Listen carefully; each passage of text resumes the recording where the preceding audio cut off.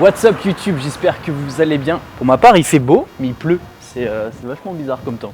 On se retrouve dans la partie 2 de comment retrouver la motivation. Dans la première partie on avait parlé nutrition, donc si t'as pas vu cette vidéo je te conseille d'aller la voir parce que tout ce que je vais t'expliquer maintenant ça aura de réel impact que si tu appliques les conseils que je t'ai donnés dans cette première vidéo.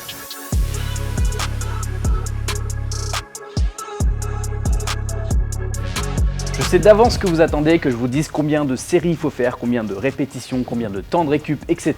J'y répondrai brièvement, mais ce que je veux surtout vous transmettre ici, c'est une vision. Et cette vision-là, c'est loin de toute cette tendance cartésienne de l'entraînement. C'est une vision qui va te permettre de devenir autonome, une vision qui va te permettre de tenir sur le long terme et pas un programme de 3 semaines que tu vas lâcher parce que tu comprends rien.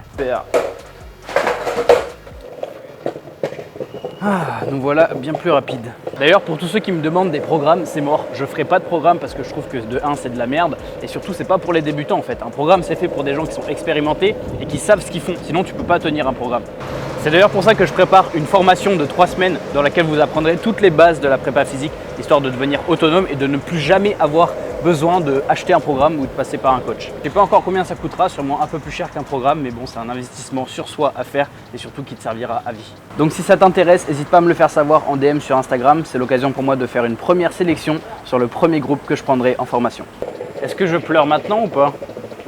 C'est carrément fermé, je voulais me prendre un Pokéball. C'est fermé les gars, je chiale. Regardez un peu le repas de la flemme, ce que c'est. Ça c'est vraiment un moyen exemple. Du riz tout prêt, même pas besoin de le faire cuire. Et un morceau de viande. Hop, et la technique ultime pour les légumes, quand encore une fois, t'as la flemme, le gazpacho. J'ai chaud.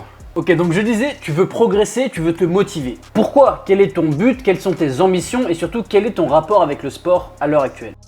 Je vais être cash avec toi, la motivation c'est 10% du taf, 99% c'est de la discipline. La musculation c'est pas drôle, c'est pas fun et ça c'est un truc qu'il faut se mettre en tête. C'est juste un outil de travail pour arriver à tes fins. Sauf si tu cherches vraiment à être bodybuilder, dans ce cas là ça peut devenir ton sport. Mais attention à pas tomber dans le piège, il y a tellement de merde qui circule sur internet que c'est un coup à en perdre de vue ses objectifs. Est-ce que tu es là pour être en bonne santé? Est-ce que tu es là pour être fort et complet? Est-ce que tu es là pour être volumineux, souple, mobile, agile? Tu es là pour quoi? Encore une fois, fixe tes objectifs.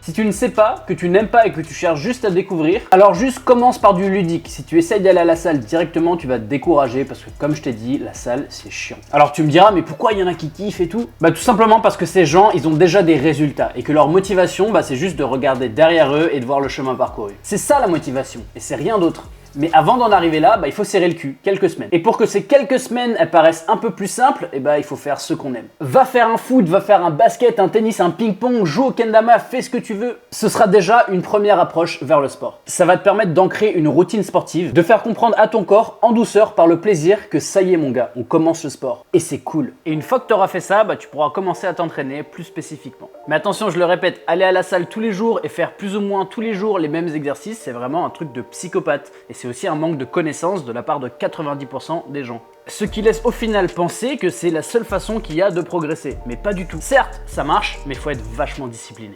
Deuxième chose pour garder la motivation. Comme je t'ai dit, avant d'avoir tes premiers résultats, tu vas devoir attendre entre 1 et 3 mois. C'est long, faut s'accrocher, mais tu peux le faire. Est-ce que tu sais ce que tu peux faire aussi pour que ça passe plus vite? Te fixer un autre putain d'objectif que l'esthétique. Est-ce que tu préfères être fort et complet ou juste volumineux et sacrifier tout le reste? Parce que si tu choisis la voie bodybuilding, honnêtement, gros respect à toi parce que c'est un des sports qui demande le plus de discipline et le plus de sacrifices. Pour avoir tenté l'expérience sur une petite période, je vous le dis, c'est horrible. Surtout pour quelqu'un comme moi qui aime apprendre à faire plein de choses, qui aime me stimuler tout le temps et faire plein de trucs différents, c'était horrible. Le body, c'est vraiment affreux et tous les bodybuilders te le diront, la motivation n'a pas sa place dans ce sport. Maintenant, encore une fois, il faut pas confondre. Je suis sûr que ton objectif, c'est pas de devenir bodybuilder. Tu veux être esthétique, tu veux des bons bras, des abdos, des épaules, un bon petit dos. Mais est-ce que tu penses que pour avoir ça, il faut appliquer les mêmes règles qu'au bodybuilding? Moi, je crois pas. Alors ne sacrifie pas tout si tu n'es pas sûr de vouloir ça. Parce que crois-moi, tous les bodybuilders sont dans la pire des santé. Quand j'entends des trucs du style « Ouais, non mais moi je fais pas des tractions jusqu'en bas parce que j'ai peur de me déchirer le biceps », c'est aberrant. Sauf exception, un bodybuilder, c'est fragile. C'est mon opinion personnelle, mais à quoi bon être musclé si c'est pour te blesser au moindre faux mouvement, au moindre mouvement trop ample, à la moindre chute? C'est limite, tu deviens prisonnier de tes muscles. Donc voilà, ne t'inflige pas ça, à moins d'être vraiment 100% convaincu du fait que tu veux être bodybuilder. Donc là, tu vas me dire, ok, mais du coup, c'est quoi tes règles? Moi, mes règles, elles sont très simples, il y en a 3. Apprends à te connaître avant tout. Fonde-toi des bases musculaires solides et travaille ton corps de façon variée. Manger des légumes simplement. Bien que je sois pas sûr que ce soit non plus le truc le plus sain, il doit y avoir pas mal de sel, etc. Mais franchement, quand t'as pas le temps, ça fait le taf. Donc pourquoi ces 3 règles simples? Pourquoi travailler son corps de façon variée? Tout simplement pour éviter de tomber dans l'ennui et dans la routine trop redondante. Et aussi pour éviter la surcharge mentale. Et le fait de se sentir obligé ou forcé de devoir faire quelque chose. Hier par exemple, j'avais pas envie de m'entraîner. J'étais fatigué, j'ai passé une sale journée, j'ai fait 5-6 heures de route, j'étais frustré déjà de base. Et au lieu de me forcer, de jouer la carte discipline et de prendre le risque d'être en surcharge d'entraînement et de burn-out complet, bah je me suis dit, tu sais quoi, c'est pas grave, je vais me faire une petite séance souplesse, une petite séance mobilité, je vais prendre soin de moi et je vais accélérer ma récupération et demain je serai à fond. Et ce simple fait d'avoir pour objectif de progresser en souplesse et en mobilité, bah ça permet tout simplement de diversifier et de soulager un petit peu l'esprit. Et en plus de ça, dans tous les cas, c'est indispensable d'en faire, donc ça devrait être dans tes objectifs. Pourquoi, encore une fois, c'est important de diversifier ses objectifs? C'est tout simplement pour avoir différents repères de progression. Que ce soit le nombre de tractions, que ce soit ton évolution en handstand ou que ce soit rajouter du poids, tu verras plus rapidement des progrès dans tes performances que esthétiques. En l'espace de 2 semaines, tu peux déjà voir une évolution de performance et donc te servir de ça pour rester motivé. Et finalement, la clé pour tenir sur le long terme, c'est ça. Ça va te servir à patienter le temps de voir tes premiers résultats esthétiques, donc ça va te servir au début, mais ça va aussi te servir plus tard, parce que plus tard, quand tu seras plus vieux, que ton corps aura du mal à faire du muscle et que tu vas te voir fondre esthétiquement, tu vas te raccrocher à quoi, mon pote? Tu vas tomber en dépression? Tu vas te charger? Peut-être, sauf si tu as d'autres objectifs de performance, où là, en l'occurrence, bah, tu as de grandes chances de pouvoir continuer d'évoluer, continuer d'apprendre de nouvelles choses ou même juste entretenir tes skills. Parce qu'il n'y a pas d'âge pour tenir sur les mains. Maintenant, pourquoi se fonder des bases musculaires solides? Parce que c'est sur ça que va reposer tout ton avenir, toute ta prospérité et tous tes champs d'entraînement possibles. Prends ton temps et concentre-toi sur les bases. On y reviendra. Pourquoi connaître ton corps? Tout simplement parce que c'est ton corps, ta responsabilité, et que tu es le seul qui sera le plus apte à décider de oui ou non.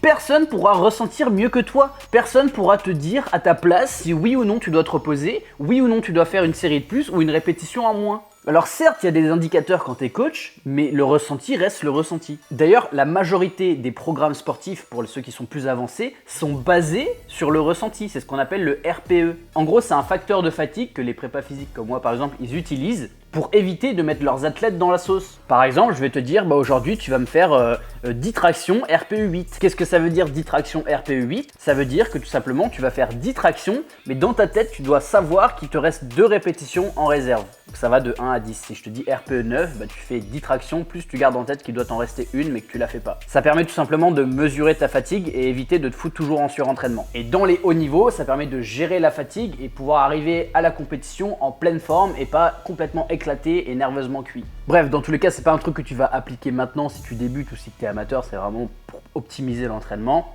Mais ce que tu dois retenir, c'est juste ne va pas à l'échec sur toutes tes séances. Tu peux le faire une fois par semaine, mais ça sert à rien d'aller chercher la rep ultime à chaque fois. Tu vas juste te cramer.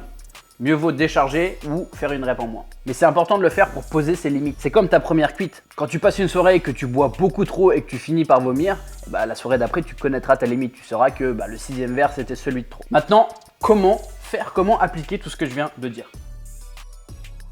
Utilise ton putain de corps. Comment est-ce que tu veux apprendre à connaître ton corps si tu vas à la salle pour utiliser des machines? Comment est-ce que tu veux développer des bases musculaires solides si tu vas à la salle faire du développé assisté et de la presse? C'est maintenant que tu dois justement tout faire sauf de l'assister. C'est maintenant que tu dois renforcer tes articulations en renforçant tes muscles profonds, ceux qui protègent tes articulations. C'est maintenant ou jamais que tu dois travailler ta mobilité et ta souplesse. C'est pas une fois que tu auras pris 20 kilos. Là, mon gars, c'est trop tard. Tu feras partie de la team musclée fragile qui vont se blesser en faisant une traction. Parce que oui, si tu deviens lourd sans prendre le temps de préparer tes tendons et tes articulations, tu vas te blesser, mais c'est pas la faute de l'exercice, c'est la faute de ton corps de fragile. C'est la faute de ton entraînement qui tend pas à préparer ton corps, mais qui tend juste à faire du muscle. Est-ce que tu comprends ce que je veux dire ou pas? Pourquoi est-ce que tu veux aller à la salle? Parce que le cadre te motive. Le cadre te rend faible plus qu'autre chose. Ta motivation, ça doit juste être toi ton corps et tes objectifs. Et si t'aimes pas être seul, bah au pire tu ramènes un poteau chez toi ou alors tu te mets une vidéo sur YouTube. D'ailleurs j'en ai fait une et j'en referai si t'as besoin. Mais en réalité c'est quand t'es seul avec toi-même que t'en apprends le plus sur toi. Surtout qu'entre nous, dans les salles de sport, 90% des gens c'est des mauvais exemples. Alors je veux pas chier sur tous les gens qui vont à la salle parce que je sais qu'il y en a qui s'entraînent très bien.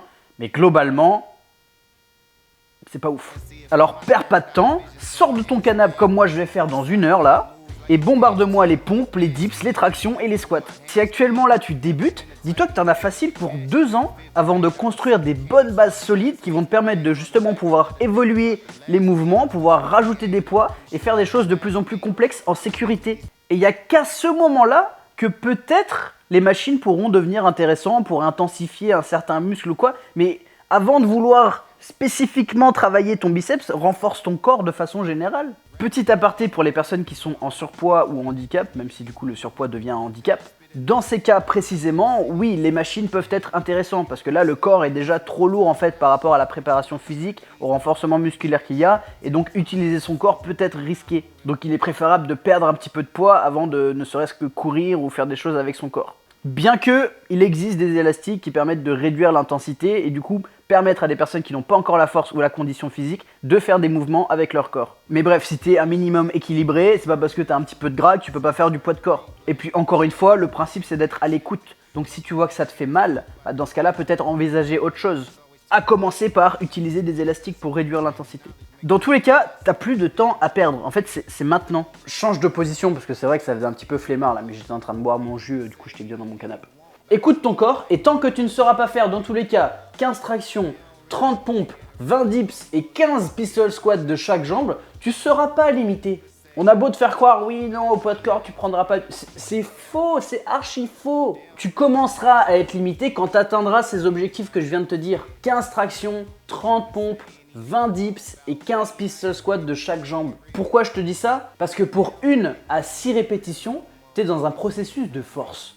C'est-à-dire que pour le moment, tu n'es même pas dans un processus de développement musculaire parce que tu dois d'abord créer la force pour. De 7 à 12 répétitions, là, tu es dans une tranche de répétition où tu vas pouvoir commencer à faire du volume. Au-delà de 12 répétitions, tu es dans l'endurance. Ce qui ne veut pas dire que tu ne peux pas faire de volume avec l'endurance, mais c'est sûr que tu ne deviendras pas énorme. Bien que faire du 15 répétitions sur certains mouvements en fin de séance, ça permet la congestion et ça permet du coup de faire un petit peu de volume aussi. Les bodybuilders, ils font du 15 reps. Bref, ça on s'en fout dans tous les cas. C'est qu'à partir de ce moment-là, où les exercices fondamentaux vont devenir vraiment faciles pour toi, que tu vas pouvoir commencer à te remettre en question et à te dire, ok, bon maintenant qu'est-ce que je fais? Mais imagine le travail qu'il y a avant d'en arriver là. Je sais pas quel est ton niveau actuel, mais je veux dire pour en arriver là, il y a déjà du boulot. Moi j'ai commencé tout jeune, donc je me suis pas trop rendu compte au final de ce passage-là, parce que j'ai vraiment commencé tôt. Mais je me souviens que je me faisais des entraînements, j'avais pas de structure, j'avais pas de programme, c'était juste... Je me disais, ok, aujourd'hui je fais 300 pompes. Voilà, c'est tout. Et le but c'était de faire 300 pompes, et tant que j'avais pas fini mes 300 pompes, bah, j'arrêtais pas mon entraînement. Donc il n'y avait pas de récupération, de série, de... Non, je me fixais un objectif et tant que j'avais pas terminé mon objectif, bah, j'arrêtais pas. Et j'ai pas mal quand je fais une traction, j'ai pas de douleur. Mais bref, qu'est-ce que tu fais du coup quand tu atteins ce stade où bah, du coup ça devient un petit peu facile de faire les fondamentaux? Bah, soit tu charges, soit tu changes de position. Je vais pas en parler dans cette vidéo parce que c'est une vidéo à part entière. Essaye de pas t'entraîner 3 heures, ça sert à rien. Moi j'ai fait cette erreur et je te déconseille de faire la même. 1 heure, 1h30, c'est très bien. Après dans tous les cas, ton corps il sécrète ce qu'on appelle du cortisol et une fois qu'il sécrète ça, bah, ça sert plus à rien de s'entraîner parce que ton corps il répond plus. Le nombre de séries, on s'en tape, comme je t'ai dit, hein. Moi je faisais pas de séries, je me fixais un objectif et je le terminais. C'est le début, il faut juste que tu expérimentes et que tu accumules de l'expérience. Fais 10 fois 10 tractions, 6 fois 7 tractions, fais 10 fois, 8 fois, 9 fois 10 tractions, fais ce que tu veux. L'important c'est que pendant tes séries et pendant ta séance, tu prêtes attention à ce qui se passe et à ta fatigue et à tes douleurs. Pour la récupération, écoute-toi, mais abuse pas non plus. Et dans tous les cas, c'est très simple, si tu te dis aujourd'hui, je vais faire 6 fois 10 tractions et qu'à ta deuxième série, t'en fais plus que 8, bah, c'est qu'il y a un problème, c'est que t'as pas pris assez de récupération. Mais bref, si vous voulez quelque chose de cartésien, voici un tableau que vous pouvez screen et qui pourra vous aider. Comme vous pouvez voir, vous retrouverez ici le temps de récup plus ou moins adapté en fonction du nombre de répétitions pour une intensité donnée, ainsi qu'un indicateur du nombre de séries que tu peux faire pour cette intensité. À savoir que les intensités se calculent en fonction de votre charge maximale sur un exercice. Donc pour ce qui est poids de corps, c'est un peu plus compliqué. Mais comme je vous ai dit, ça vient plus tard dans tous les cas. Exemple, si tu pousses 100 kg max au développé couché, travailler en hypertrophie correspondra à 75 à 80% de cette charge, donc 75 ou 80 kg sur la barre, pour 8 à 10 répétitions, 8 à 6 séries et entre 2 minutes 30 et 3 minutes de récup. Quant au nombre de séances, écoute-toi, encore une fois, il n'y a pas de règle. Juste, travaille pas tout ton corps à toutes les séances. Un truc efficace, si vous voulez pas vous prendre la tête, push, pull, leg. Le push, c'est quoi? C'est tout ce qui va être poussé. Donc au poids de corps, c'est équivalent à tout ce qui va être dips, pompe, handstand.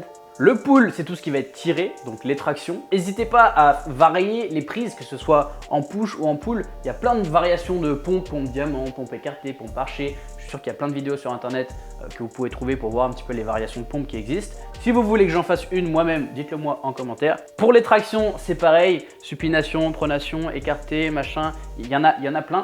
Et les jambes, c'est vrai que les jambes au poids de corps, c'est pas ce qu'il y a de plus stylé parce que c'est très redondant, il n'existe pas 1000 exercices, mais déjà les squats classiques, je pense que tout le monde sait à peu près faire les squats classiques, mais ce qui va être important dans tous les cas de travailler au niveau des jambes, ça va être la mobilité, mobilité de hanche, mobilité de cheville, ça va être vos bases à fonder hyper importantes pour la suite si vous voulez faire de l'haltérophilie ou si vous voulez faire du squat amplitude max, c'est des trucs qu'il va falloir faire en amont dans tous les cas. Moi j'ai eu des gars en coaching, ils sont venus me voir, je pouvais pas leur faire du squat parce qu'ils n'avaient pas la mobilité, donc j'ai dû passer des semaines et des semaines à faire de la mobilité avant de pouvoir faire du squat avec eux. Donc les jambes c'est vraiment un petit travail à part, mais si vous voulez de l'intensité, faire une pistol squat c'est déjà ultra intense, alors va en faire 15, je peux te dire que tu as du boulot. Après, il y a tous les CC squats, Nordic curl, tout ça, c'est très bons exercices aussi à faire au poids de corps. Une fois que tu as fait ça, push, pull, leg, tu prends un jour de récup. Après, encore une fois, il n'y a pas de règle universelle. Écoute-toi, si tu as besoin de prendre un jour de récup avant, par exemple, push, récup,